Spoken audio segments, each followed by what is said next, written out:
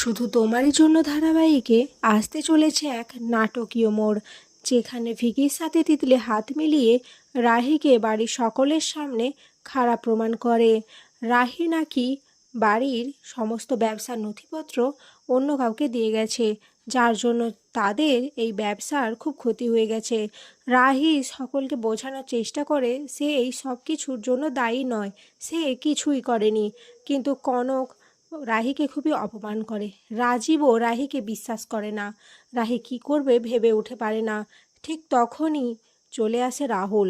রাহুল বলে, না রাহি, তোমাকে যদি সকলে অবিশ্বাস করলেও আমি কখনোই তোমাকে অবিশ্বাস করব না। আমি হয়তো তোমাকে ভালোবাসি না, কিন্তু আমি তোমাকে বিশ্বাস করি। আমি জানি তুমি কিছুই করনি। আমি এই সমস্ত কিছু প্রমাণ করে দেব। এদিকে তখনই রাহিকে পুলিশ টানতে টানতে নিয়ে চলে যায়। রাহি রাহুলের দিকে তাকিয়ে থাকে, আর রাহুলও রাহির দিকে তাকিয়ে থাকে।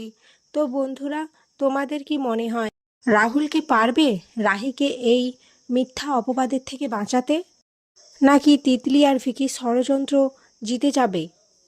অবশ্যই কমেন্টে জানিও।